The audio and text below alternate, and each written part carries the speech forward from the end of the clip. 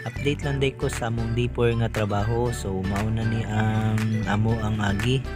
Nakabakbak na may diri sa amo ang sidewalk, tapos naka-clearing na, tapos nakahuman na pud may bangag sa among sukalo.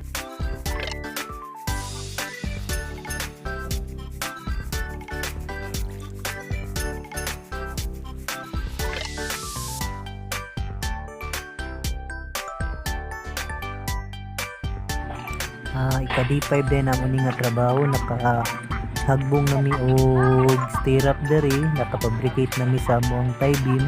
Ang sukat sa among stirrup ani is 30 by 70.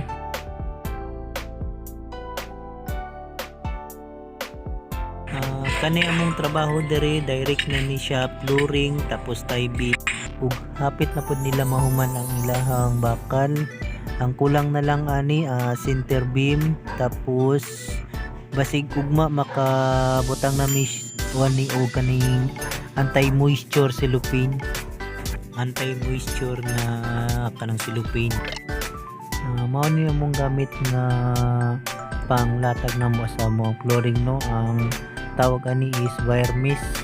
Ang buka ani sa iyahang kuan is 20 by 20, tapos ang iyang kadako sa bakal is 8 mm.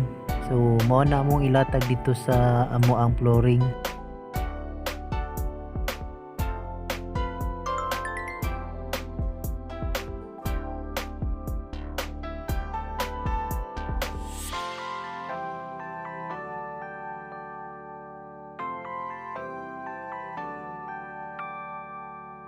Mao din akong giingon gahapon, no, na maglatag mig silupin. Mao na siya ay gitawag og anti-moisture, kay para ang inyong flooring gani og kanang mabuntag dili siya magsingot.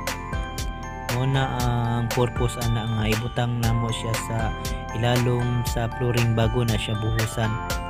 Matingala jud ang uban, no, kung unsa day purpose ana nga nganong mubutang daw mi anong silupin. So ang purpose jud ana para dili magsingot ang inyong flooring. Basig matingala mo, no, nga wala mi kanang kulom or puting nga gibutang sa mo unit nga dus andanas daya.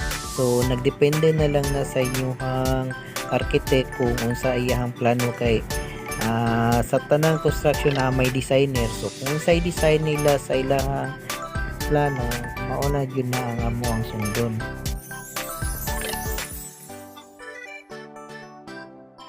Og D7 na data sa atong trabaho, no. So hapit na yun siya mahuman atong pundasyon. So waterline na lang ang kulang ani, tapos na naman siya piping pero nalay kulang gamay. Kay wala pa mong good maabot amo ang extension dere, so layo pa mong good ang amo ang kunikan. Munang nabitin ang amo ang piping dere adapita. So sunod adlaw ani magbu